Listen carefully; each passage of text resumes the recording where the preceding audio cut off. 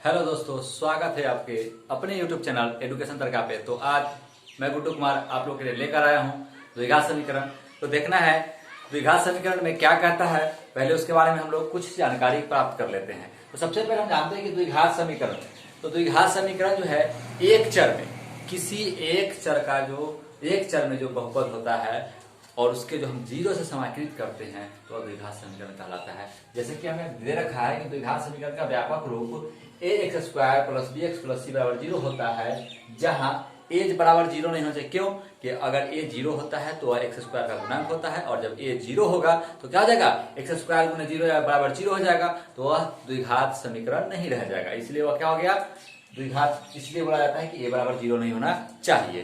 तथा कहा गया कि ए बी और सी कौन संख्या है, वास्तविक संख्याएं, मतलब ए बी और सी जो है वास्तविक संख्याएं होंगी। अब यहाँ पे आते हैं कि द्विघात समीकरण का घात कितना होता है, 2 होता है। द्विघात समीकरण यहाँ पता ही चलता है, द्विघात मतलब दो घात, द्विघात का मतलब क्या हो गया, दो घात यानी अधिकतम दो घात। तो द्विघात समीकरण का मतलब हो गया दो घात, यानी द्विघात समीकरण का घात कितना होता है, 2 होता है। उसी प्रकार से द्विघात बहुपद का भी घात 2 होता है। अब आते हैं, बोला गया नीचे कि द्विघात बहुपद x square plus b x plus c को शून्य से समाकलित करते हैं तो द्विघात समीकरण x square plus b x बराबर जीरो प्राप्त होता है। और ध्यान रखना है, जब जीरो प्राप्त होता है तो वह द्विघात समीकरण कहलाता है। अब देखते हैं यहाँ पे कि B square minus four a सी को द्विघात समीकरण का विवेचक कहा जाता है, जिसे डी से कुछ किया जाता है। ध्यान रखना है, B square minus four a सी कब, जब यह द्विघात समीकरण है, द्विघात समीकरण इस रूप का है, यानी x square plus b x plus c के रूप का है, तो उसे हम क्या कहते हैं, B square minus four a सी को द्विघात समीकरण का विवेचक कहते हैं, जिसे किसे सूचित किया जाता है, डी से सूचित किया जाता है। अब आते हैं नेक्स्ट कि द्विघात समीकरण x square plus b x plus c बराबर जीरो के लिए तीन शर्तें हैं जो उसको ध्यान रखने वाली चीज है। क्या है, यदि B square minus four a सी, यदि B square minus four a सी क्या हो, जीरो के बराबर हो, तो मूल क्या होंगे, वास्तविक और समान। मूल क्या होंगे, वास्तविक और समान होंगे। लेकिन एक और बात ध्यान रखना है, जो उसके हल होंगे किस पे होंगे, हम जो निकालते हैं, या तो आप क्या बोलते हैं उसको गुणनखंड विधि से निकाल लीजिए, या उसको कह सकते हैं इसी धराचार्य का सूत्र पे भी आप निकाल सकते हैं। ठीक है, तो कहते हैं कि यदि B square minus four a सी बड़ा हो किसे, जीरो से, जब जीरो से बड़ा हो तो मूल क्या होगा, वास्तविक और असमान। उस स्थिति में क्या होगा कि जो मूल होंगे यानी हलों की जो संख्या होगी एक जैसी होगी, यानी माइनस बी बटा टू है, माइनस बी बटा टू है। आप यहाँ पे मानना करके भी निकाल सकते हैं। नेक्स्ट देखना है कि यदि कहता है कि minus b square minus four a c जो है जीरो से छोटा हो, जीरो से छोटा का मतलब माइनस में हो, तब उस समय क्या होगा कि मूल वास्तविक नहीं होगा और उसके कोई हल नहीं होंगे, यानी एक्स के मान नहीं निकलेंगे। तो बस ध्यान रखने वाली बात यहाँ पर यह है कि इस चीज को, सबसे पहले इस चीज को आपके जानकारी में रखना जरूरी है, क्योंकि अब आगे जो क्वेश्चन आपको बताने जा रहे हैं इसी जानकारी से आगे का क्वेश्चन आपको बनेगा। तो बढ़ते हैं हम लोग क्वेश्चन की ओर, बढ़ते हैं पहले क्वेश्चन की ओर, देखते हैं पहला क्वेश्चन क्या कहता है। पहला क्वेश्चन कहता है कि यदि द्विघात समीकरण 2x square plus 3x minus 4 बराबर जीरो के शून्यक अल्फा का बीटा हो तो, बोला है alpha plus beta. Alpha plus beta का मतलब मूलों का योग, अल्फा प्लस बीटा का मतलब मूलों का योग। जैसे ही मूलों का योग, तो हम जानते हैं कि द्विघात समीकरण अब किस रूप का होता है, ax square plus bx plus c बराबर जीरो के रूप का, और हमको दे रखा है 2x square plus 3x minus 4 बराबर जीरो। तो देखिए एक्स स्क्वायर का जो गुणांक होता है वो a होता है, इसका मतलब 2 हो गया यहाँ पर, x का जो गुणांक होता है वो b होता है, इसका मतलब क्या हो गया यहाँ पर 3 हो गया, और c का मान कितना माइनस 4। तो a बराबर हमको मिल गया 2, b बराबर मिल गया 3 और c बराबर मिल गया माइनस 4। तो हमको abc का मान मिल गया। अब जानते हैं कि अल्फा प्लस बीटा का सूत्र होता क्या है, शून्यकों का योग का सूत्र क्या होता है, alpha plus beta. Alpha plus beta होता है माइनस बी बटा ए। तो देखते हैं बी का मान कितना है 3, आई तो माइनस है इसलिए माइनस, और ए का मान कितना है 2, तो माइनस 3 बटा 2। ऑप्शन नंबर कौन सा, डी होगा। ऑप्शन नंबर कौन सा होगा, डी होगा। फिर नेक्स्ट क्वेश्चन की ओर बढ़ते हैं। नेक्स्ट क्वेश्चन क्या कहता है कि द्विघात समीकरण 3x square minus 2x plus 3 बराबर 0 के विवेचक का मान होगा। देखिए मैंने जैसे कहा एक्स स्क्वायर का गुणांक मतलब a होगा, तो a बराबर हमको मिलेगा कितना 3, जो x का गुणांक होगा वो b होगा, तो b का मान होगा माइनस 2, और c जो होगा अचर पद होगा। c कौन सा होगा, अचर पद। तो अचर पद क्या होगा यहाँ पर 1/3। तो हम जानते हैं विवेचक के लिए क्या होता है फॉर्मूला, विवेचक के लिए जानते हैं d बराबर क्या होता है बी स्क्वायर माइनस 4ac। रखेंगे b का मान कितना है माइनस 2 का होल स्क्वायर माइनस 4, a का मान कितना है 3 और c का मान कितना है 1/3। 3 से 3 क्या हो गया कैंसिल, कितना आ गया 2 दूना 4 माइनस 4, 4 माइनस 4 तो कितना आ गया 0। ऑप्शन नंबर कौन सा ए। बढ़ते हैं नेक्स्ट क्वेश्चन की ओर। नेक्स्ट क्वेश्चन कहता है कि यदि अल्फा कमा बीटा द्विघात समीकरण x square plus x minus 2 बराबर 0 के मूल हो तो 1 बटा अल्फा और 1 बटा बीटा। ध्यान रखिएगा, पहले इसको हम लोग सॉल्व कर लेते हैं। 1 बटा अल्फा 1 बटा बीटा को अगर हम सॉल्व करते हैं तो अल्फा इंटू बीटा, और अल्फा इंटू बीटा यानी अल्फा से क्या हो गया, ये हो गया बीटा, ये हो गया अल्फा। इसको हम लिख सकते हैं कि अल्फा प्लस बीटा बटा अल्फा इंटू बीटा। अब अल्फा प्लस बीटा यानी मूलों का योग, और अल्फा प्लस बीटा का मान होता है माइनस बी बटा ए, और इसका होता है सी बटा ए। अल्फा इंटू बीटा का मान क्या होता है, अल्फा प्लस बीटा यानी मूलों का योग होता है माइनस बी बटा ए, और अल्फा इंटू बीटा होता है सी बटा ए। ए से क्या हो गया, खत्म हो गया, कैंसिल हो गया, तो क्या बचा मेरे पास माइनस बी बटा सी। यानी हमको ध्यान रखना है कि इसमें हमको ए बी सी निकाल लेना है पहले। तो हम जानते हैं एक्स स्क्वायर का गुणांक क्या होता है, ए होता है। तो देखते हैं कि एक्स स्क्वायर के पीछे कोई संख्या है नहीं, इसका मतलब क्या मानेंगे हम 1। यहाँ पे x का गुणांक मतलब b, तो x का गुणांक देखिए x में कितना से गुना किया हुआ है, नहीं कुछ का मतलब 1, और यहाँ पर c अचर पद कितना है -2। अब बस यहाँ पे रख दीजिए, और हम यहाँ पे रखते हैं अगर इसको तो माइनस बी, तो देखते हैं क्या a क्या है, माइनस में है ऑलरेडी 1 माइनस, और c का मान कितना है -2, तो -2 माइनस माइनस का तो क्या आएगा 1/2। ये मेरा कितना है 1/2, यानी 1/2 कौन सा option number, option number A. इस तरह से आपको सॉल्व करने हैं, काफी आसान ट्रिक और आसानी से इसको बनाने हैं। ध्यान रखना है कि 1 बटा अल्फा और 1 बटा प्लस 1 बटा बीटा हो तो ध्यान रखना है सीधा माइनस बीटा सी याद रखना है। इसको परीक्षा में इतना सॉल्व करने की जरूरत नहीं है। बढ़ते हम लोग चौथे क्वेश्चन की ओर। तो चौथा क्वेश्चन कहता है यदि a x square plus b x plus c बार 0 के मूल समान हो तो, मूल क्या हो, समान हो। तो मूल जब मूल वास्तविक होगा तभी समान होगा। मूल क्या होगा, जब वास्तविक होगा तभी समान होगा। और मूल वास्तविक और समान होने के लिए हमने शर्त बताए थे आपको, क्या था, बी स्क्वायर माइनस 4ac बराबर 0। तो देखते हैं कि पहले बी स्क्वायर माइनस 4ac बराबर 0 कोई है, नहीं है।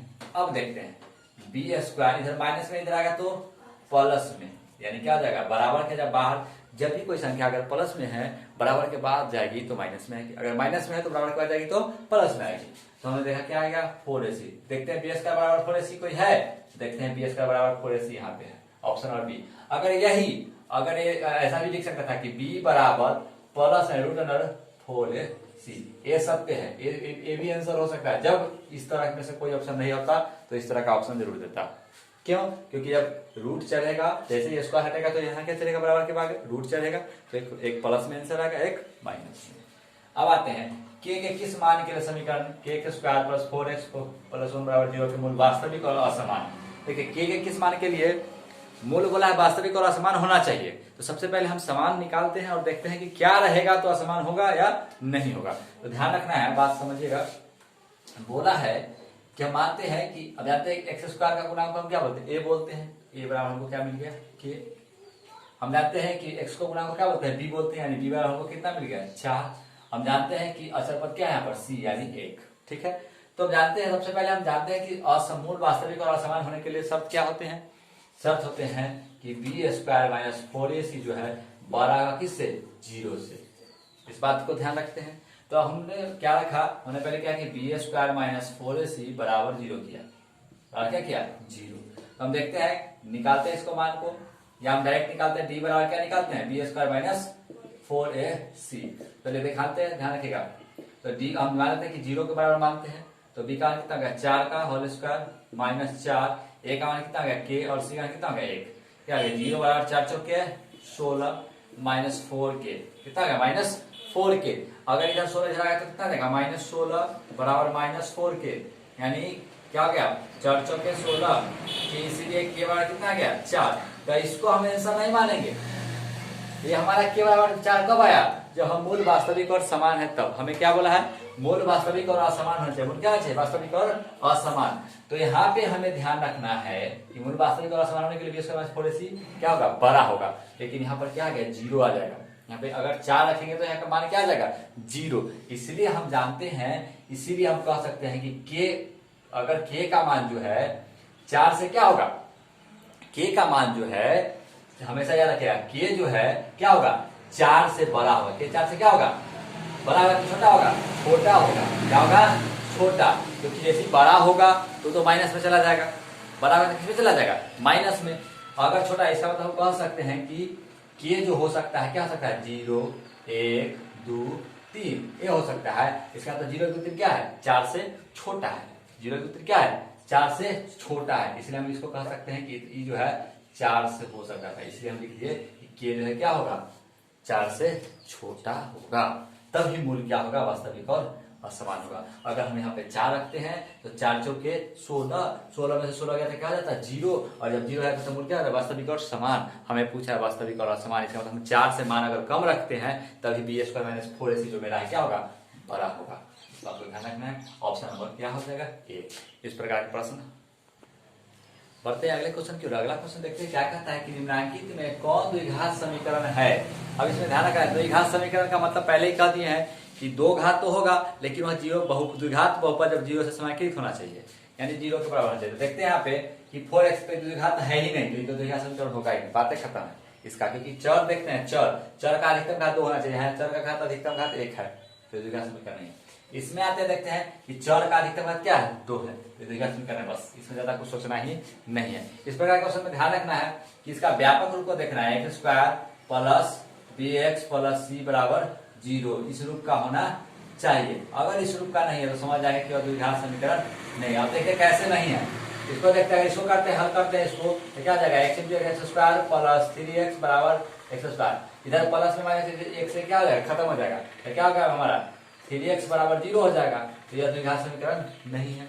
इसमें देखते हैं ये हो जाएगा x पावर 4, x पावर क्या हो जाएगा 4 प्लस 1 बटा x स्क्वायर बराबर 2, तो जब इसको करेंगे तभी क्या x पावर 4 आ गया, तो द्विघात समीकरण है ही नहीं, क्योंकि दो घात पूछा है और यहाँ x के घात कितना आ रहा है 4, तो द्विघात। इसमें देखते हैं इसका हल करने का शानदार ट्रिक है, आप इसमें ध्यान रखिएगा।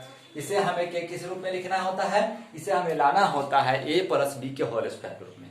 किस रूप में तोड़ना है, अगर यहाँ प्लस रहेगा तो a प्लस बी के होल स्क्वायर, और अगर माइनस रहेगा तो a माइनस बी के होल स्क्वायर। कुछ नहीं सोचना है, तोड़ेंगे और समझ लेंगे, तोड़ेंगे और डायरेक्ट बनाएंगे। इसको तोड़ते हैं, क्या तोड़े, इसको भी तोड़ना है, इसको भी तोड़ना है, क्या तोड़े ध्यान रखिएगा। तो हम जानते हैं कि यहाँ 2 छुपा हुआ है, 2ab के रूप में छुटा हुआ है, तो 2 दूना 4 और 1 हो गया। देखिए तो हमें ऐसे ही पता चल गया, क्या पता चल गया कि हमको a मिल गया आपका 2 और b क्या मिल गया √3। तो जब a भी मिल ही गया तो इसको नहीं भी तोड़ेंगे तो भी चलेगा, फिर भी तोड़ के देख लेते हैं।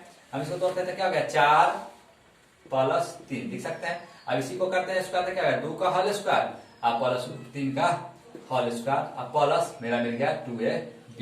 a बराबर हमको मिल गया 2 और b बराबर मिल गया √3, मिल गया आसानी से। अब हमको जाके देखते हैं कि बोला है कि क्या बोला है कि x बराबर क्या होता है, हमको क्या मिल गया x बराबर मिल गया 2 प्लस √3 का।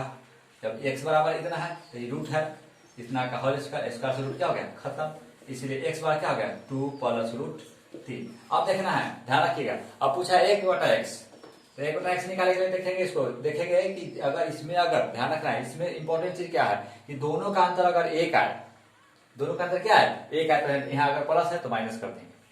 कैसे देखिए 2 दूना 4 और √3 को जब करेंगे स्क्वायर तो क्या हो जाएगा 3, तो 4 से 3 का तो 1। इसके दोनों के बीच का, दोनों को वर्ग करने पर, दोनों का क्या करने पर, दोनों के वर्ग का अंतर, दोनों के वर्ग का अंतर क्या होना चाहिए 1, दोनों के वर्ग का अंतर क्या होना चाहिए, और दोनों के वर्ग का अंतर अगर 1 है तो हम समझ जाएंगे इसको क्या करेंगे 2 माइनस √3, इसको प्लस है तो माइनस कर लेंगे। हमको मिल गया x मिल गया और 1 बटा x मिल गया, x मिल गया हमको 2 प्लस √3 और 1 बटा x मिल गया। तो हमको यही तो पूछा है ये x प्लस 1 बटा x, तो x का मान हमको मिला 2 प्लस √3, तो लिख दिए 2 प्लस √3, प्लस का चिन्ह 2 प्लस 1 बटा x का मान कितना मिल गया हमको 2 माइनस √3, 2 माइनस √3 से √3 क्या हो गया खत्म, 2 2 कितना हो गया 2 2 4। ऑप्शन नंबर कौन सा, ऑप्शन नंबर ए।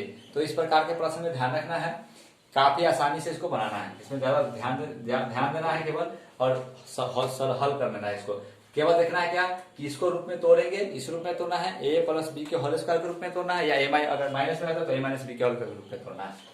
इसको देखना क्या है, यहाँ नीचे देखते हैं क्या कि रूट चढ़ा हुआ था, a मिल गया b मिल गया, तो हमको मिल गया 2 प्लस √3 का होल स्क्वायर, स्क्वायर से रूट खत्म होता है, जानते ही आप लोग क्या हो गया यहाँ पे। आराम से x का मान मिल गया। और जब 1/x है तो ध्यान दोनों को देखेंगे। जब 1/x जब बोले निकालने के लिए तो देखना है कि अगर स्क्वायर करने के बाद दोनों का अंतर अगर 1 आता है तो हम समझ जाएंगे कि प्लस अगर है तो यहाँ पे क्या कर देंगे, माइनस कर देंगे और आसानी से उसको लिख करके हल कर सकते हैं। तो दोस्तों अगले वीडियो में मैं लेकर आऊँगा आप लोगों के लिए समांतर श्रेणी। तो ध्यान रखना है, अगर यह वीडियो आपको अच्छा लगा तो लाइक और शेयर करें ताकि इस